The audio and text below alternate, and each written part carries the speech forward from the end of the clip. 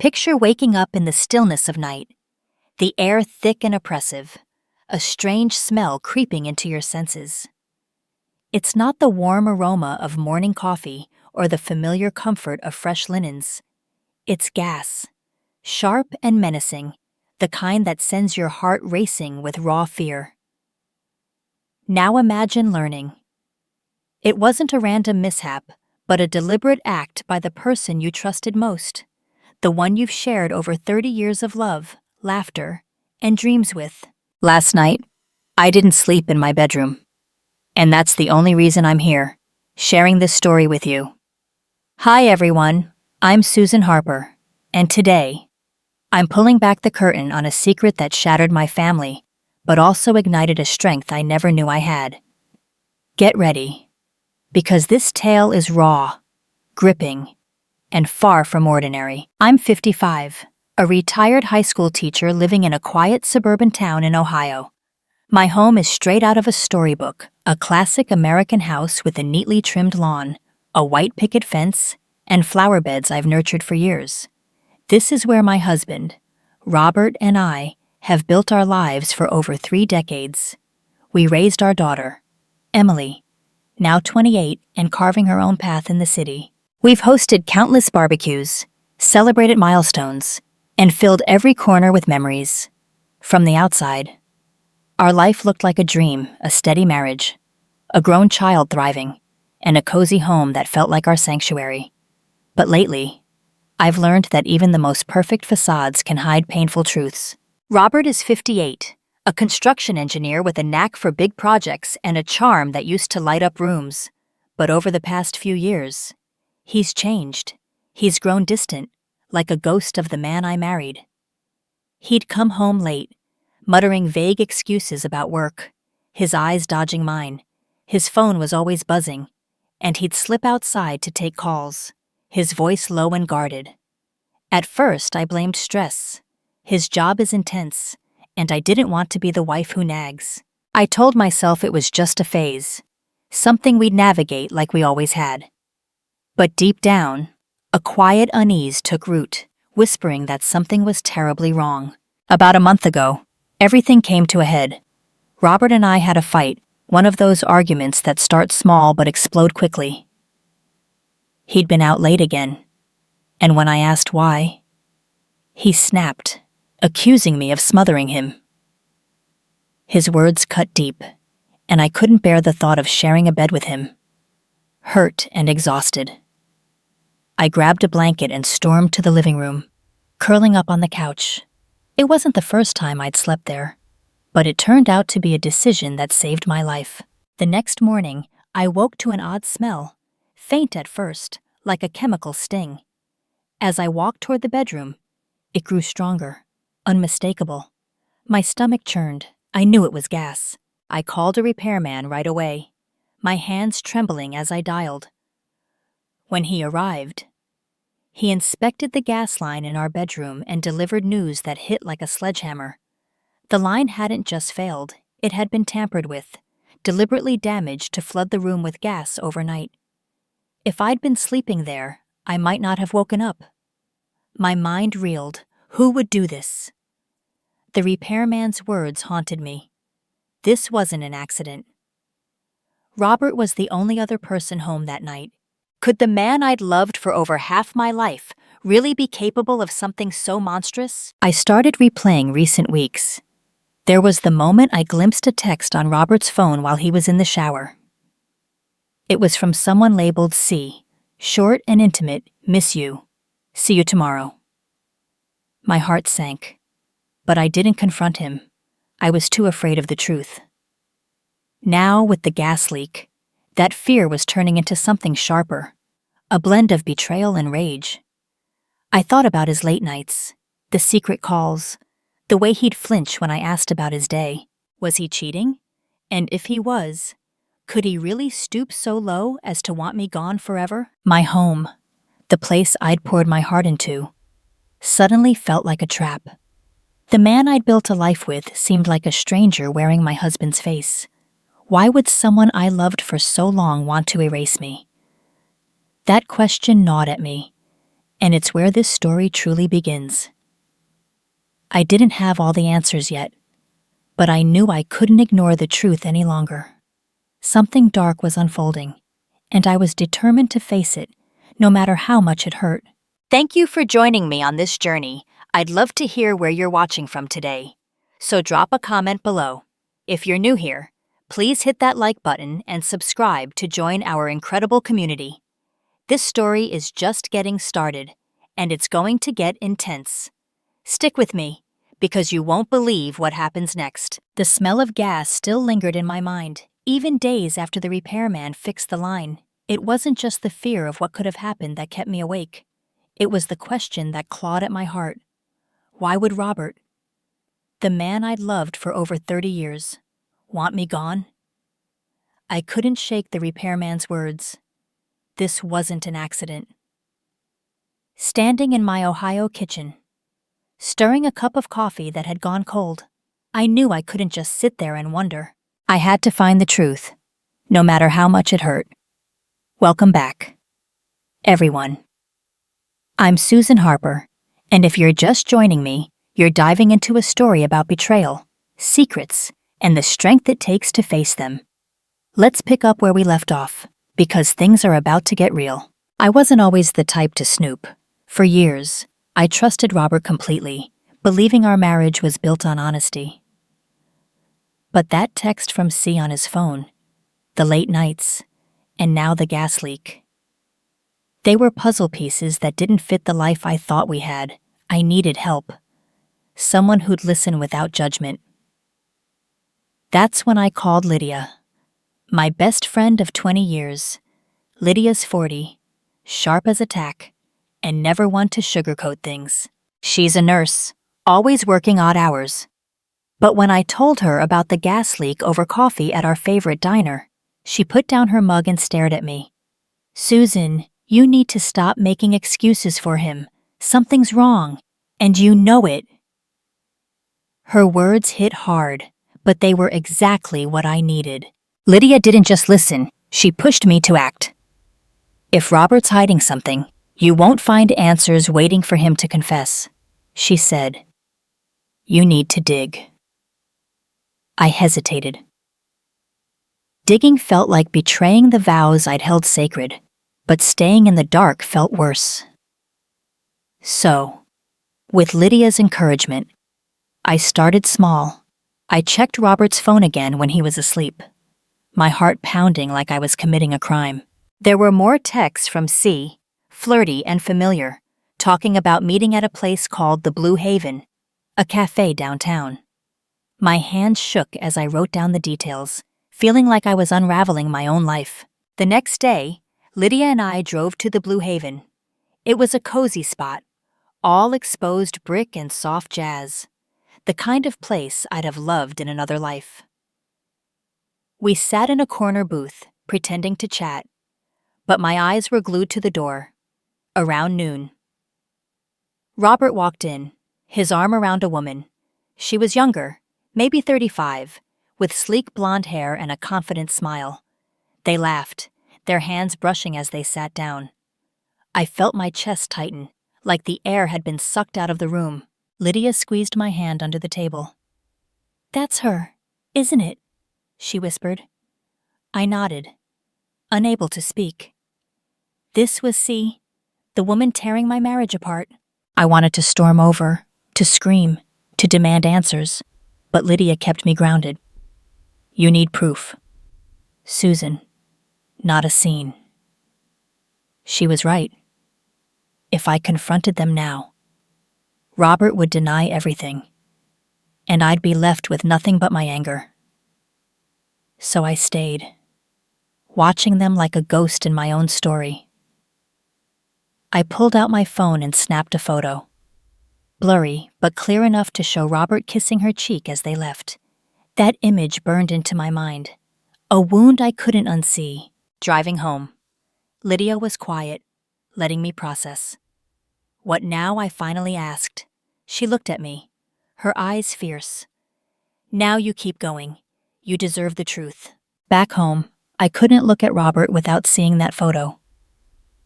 He acted normal, asking about dinner. But his voice felt like a lie. I started noticing things I'd ignored. A faint whiff of perfume on his jacket. Receipts for lunches I never ate with him. Each clue was a cut. But I couldn't stop. I went through his desk when he was at work, finding a hotel receipt from 2 weeks ago. The date matched a night he'd claimed he was at a conference. My marriage wasn't just crumbling, it was a house of cards I'd been too blind to see. The gas leak kept haunting me. Was it really Robert? I called the repairman again, asking if he was sure about the tampering. He confirmed it, explaining the valve had been loosened in a way that took effort. My fear grew, but so did my resolve. I wasn't just fighting for answers now, I was fighting for my life. Lydia suggested hiring a private investigator, but I wasn't ready for that yet. I needed to do this myself, to reclaim the power I'd lost in years of trusting too much. Every night, I lay awake, replaying that text, that photo, the smell of gas. Who was this man I'd married, and what was he capable of? Thanks for sticking with me, everyone. This is just the start of uncovering the truth, and I'm so grateful you're here. Drop a comment and let me know what you think Susan should do next. If you're new, hit that like button and subscribe to join our community. We're in this together, and the next part is coming soon. The photo of Robert kissing that woman at the Blue Haven was like a splinter in my heart, impossible to ignore. Every time I closed my eyes, I saw them laughing, their hands brushing, while I sat in the shadows of my own life. But pain can be a strange kind of fuel, and I was done being the fool. Welcome back, everyone. I'm Susan Harper, and if you're following my story, you know I'm unraveling a web of betrayal that started with a gas leak in my Ohio home. Thanks for being here as we dive deeper into this mess, because the truth is getting uglier, and I'm not backing down. I knew I couldn't keep this secret alone anymore. Holding it felt like carrying a boulder, and I needed someone else to help me bear the weight. That's when I decided to tell Emily, our 28-year-old daughter. Emily's always been my rock, even from afar, working as a graphic designer in Columbus. I drove to her apartment one Saturday, my hands gripping the steering wheel, the photo burning a hole in my purse. When I sat her down on her cozy couch, surrounded by her artsy posters and plants, I hesitated. How do you tell your child their father might be a liar? But I couldn't hide it.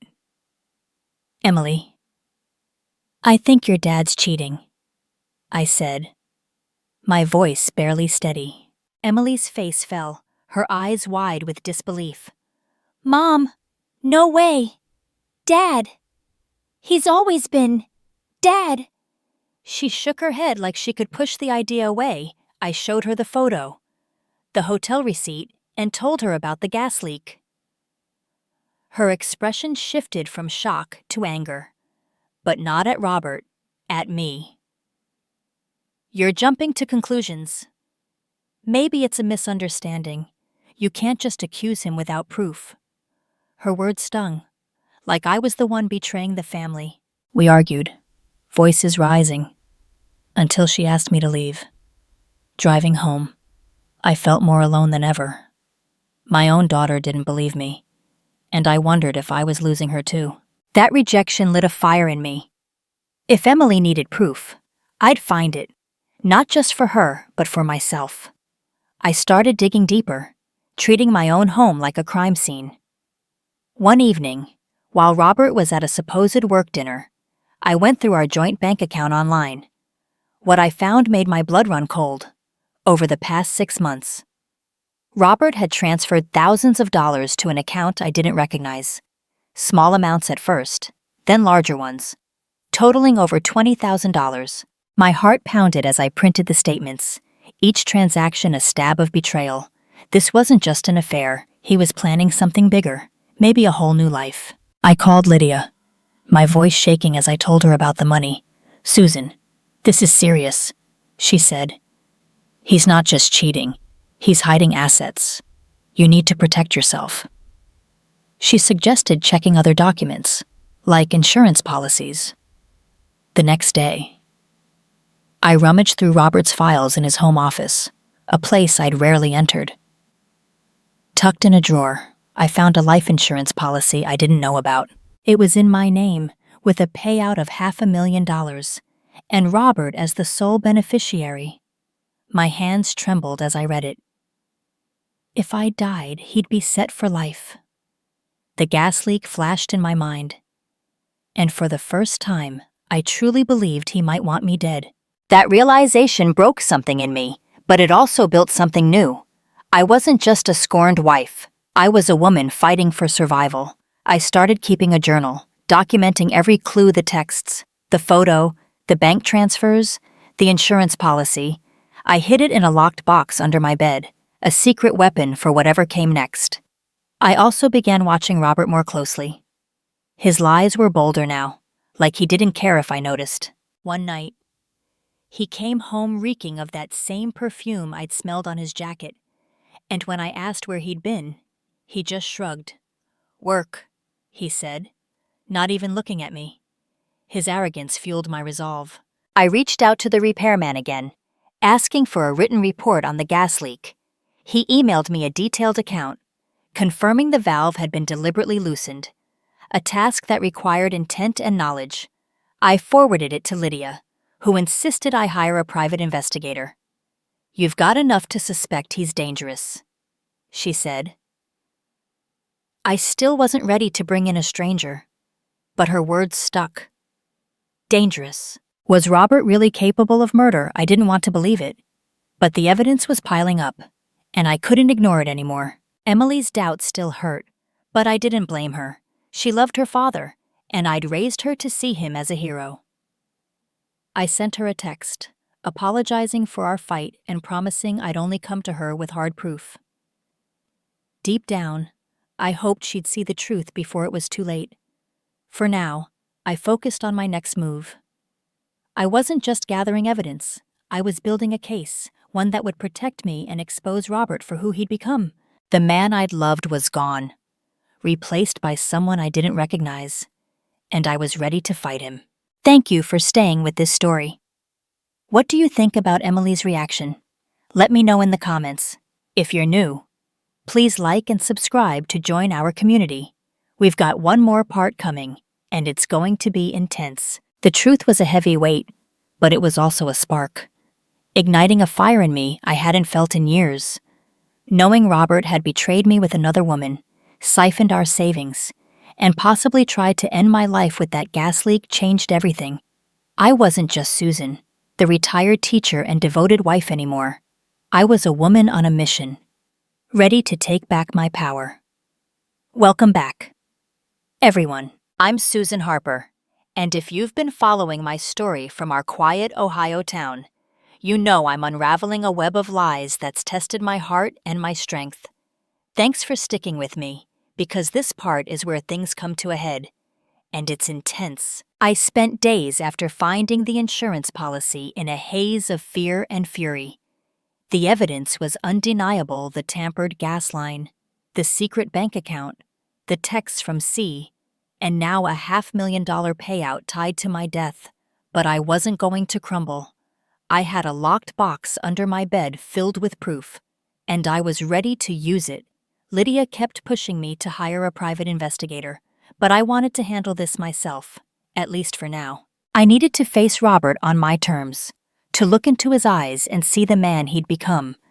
That's when I hatched a plan, one that would either break me or set me free. I decided to host a dinner at our house, inviting Robert and, unbeknownst to him, his mistress. Claire. I'd learned her name from another text I'd found, a careless slip on Robert's part. The idea was risky, but I was done playing the victim. I called Robert, keeping my voice sweet, and said I wanted to make things right after our recent fights. He sounded surprised but agreed, probably thinking I was still clueless. Then I tracked down Claire through a mutual work contact, posing as a colleague planning a surprise for Robert. I invited her, saying it was a small gathering to celebrate his latest project. She bought it, her voice bubbly over the phone. My stomach churned, but I stayed calm. To prepare, I met with Lydia at her house, laying out my plan over tea. "You're going to confront them both at dinner?"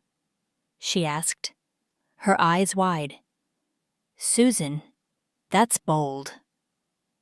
I nodded, feeling a strange mix of nerves and resolve. I wasn't just confronting them, I was setting a trap. I'd spent hours organizing my evidence, printing photos, bank statements, and the repairman's report. I even recorded a voice memo of my suspicions, just in case things went south. Lydia insisted on being there, hiding in the kitchen as backup. "If he's dangerous, you're not facing him alone," she said. I agreed, grateful for her loyalty. The night of the dinner, our dining room looked like a stage. I set the table with our best china, lit candles, and played soft music, creating a facade of warmth. Emily wasn't there. I couldn't bear dragging her into this until I had undeniable proof. Robert arrived first, looking uneasy but forcing a smile. "This is nice." "Susan," he said, loosening his tie. I smiled back, my heart pounding. When Claire arrived, her red dress bright and her perfume sharp, the air shifted. Robert's face paled as she walked in, realizing I'd orchestrated this. "Claire, so glad you could join us," I said, my voice steady. She hesitated, glancing at Robert, but sat down. Dinner started awkwardly, with small talk that felt like walking on glass. I served roasted chicken, keeping the conversation light, asking Claire about her work. She was a project manager at Robert's firm, confident and charming. But I saw the unease in her eyes. Robert barely ate, his hands fidgeting. Halfway through, I decided it was time. "I've been thinking about trust lately," I said, looking at Robert. "It's funny how we think we know someone, then find out they're living a whole other life." The room went silent. Claire shifted in her seat, and Robert's jaw tightened. I pulled out the photo of them at the Blue Haven, sliding it across the table. "Care to explain this?" I asked. Claire gasped, and Robert's face turned red. "Susan, this is ridiculous," he stammered. But I wasn't done. I laid out the hotel receipt, the bank statements, and finally, the repairman's report about the gas leak. "You tried to kill me." "Robert," I said, my voice shaking but firm. Claire's eyes widened, and she stood, backing away. "What is she talking about?" she demanded. Robert tried to deflect, claiming it was all a misunderstanding. But his lies crumbled under the weight of my evidence. I looked at Claire, my voice cold. "Did you know he was planning a new life with my money, or that he'd profit if I died?" She shook her head, tears forming, and grabbed her purse. "I didn't sign up for this," she muttered, storming out. Robert lunged after her, but I blocked his path. "You're not going anywhere," I said. "I've got everything I need to take this to the police."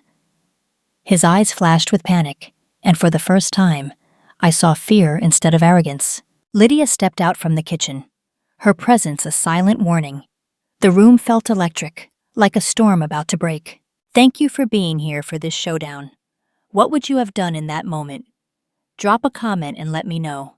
If you're new, please like and subscribe to join our community. The final part is coming, and it's going to be a wild ride." The dining room was a war zone. The silence deafening after Claire's heels clicked out the door. Robert stood frozen, his face a mask of panic as my evidence. The photo, the bank statements, the gas leak report, lay bare on the table. I'd exposed his affair and his dangerous betrayal, and there was no turning back. Welcome back, everyone.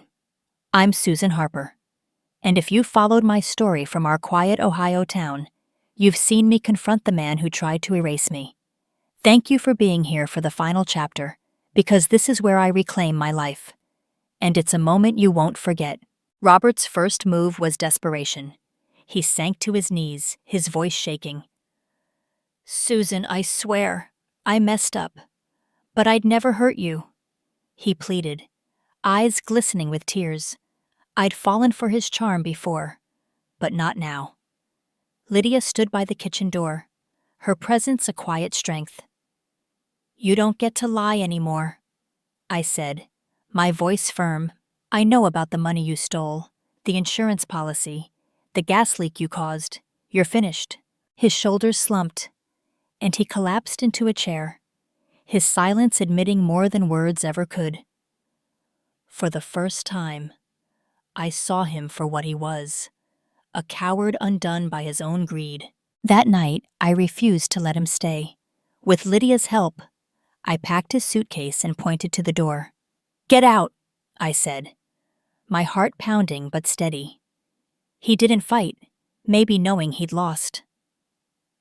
The next morning, I met with a divorce lawyer named Karen, a no-nonsense woman who saw the fire in my eyes.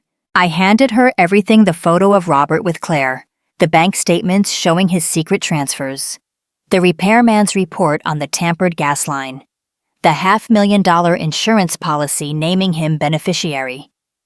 This is airtight, she said. Adultery, financial fraud, potential attempted harm. He'll get nothing. I filed for divorce that week, locking down our assets. The house, the savings, everything we'd built would stay mine. I didn't stop there. I took the gas leak evidence to the police, my hands steady as I handed over the repairman's report. They opened an investigation, and when they questioned Robert, his story fell apart. He claimed the gas line was a botched repair, but the evidence pointed to intent. They charged him with reckless endangerment, a small victory but enough to ruin his reputation. His company fired him, and Claire, seeing his fall, vanished from his life. Robert was left alone, a man stripped of everything he'd schemed for, his betrayal his own undoing. Emily was my biggest worry. I called her after that explosive dinner, my voice trembling as I told her the truth. She drove to Ohio the next day, her face pale and eyes red. Mom, I'm so sorry I doubted you, she said, wrapping me in a hug. We sat in my living room, tears flowing as we talked through the pain. She was furious with Robert. But more than that, she was in awe of my strength. You're a warrior, she said, and those words mended a piece of my heart. We vowed to rebuild our bond, and I decided to move to Columbus to be near her, craving a fresh start. The Ohio house, once my haven, held too many ghosts. I listed it for sale, standing in the front yard as the for sale sign went up. I expected grief, but instead, I felt liberated. That house carried 30 years of love, but also the scars of Robert's deceit. Letting it go was like shedding a weight I'd carried too long. The divorce settlement gave me enough to begin anew, and I rented a bright apartment in Columbus, filling it with plants and photos of Emily and me, a space that felt like mine. In Columbus, I found purpose. Emily connected me with a support group for women who'd faced betrayal, and I started sharing my story. At first, I was nervous, but their stories, their strength, mirrored mine. I became a regular, helping others find their voice, just as Lydia had done for me. My pain became a bridge, connecting me to women who needed hope. I even launched a blog, writing about resilience and self-worth, reaching readers across the country. It wasn't about fame. It was about turning my scars into something that could heal others. Robert's betrayal was a storm that could have broken me, but instead, it showed me my own power. I'm not just a wife or mother. I'm Susan, a woman who faced darkness and emerged stronger. If you're watching and feel trapped by someone's lies, hear this: you are enough, and you can rewrite your story. Betrayal stings, but it can also be the spark that sets you free. I learned to cherish my worth, and no one will ever take that from me again. Thank you for walking this path with me. I'd love to hear your thoughts in the comments. What did this story mean to you? If you're new, please hit that like button and subscribe to join our incredible community. Next week, We're diving into another true story of courage and redemption, so stay tuned. Your support keeps this journey going, and I can't wait to share more with you.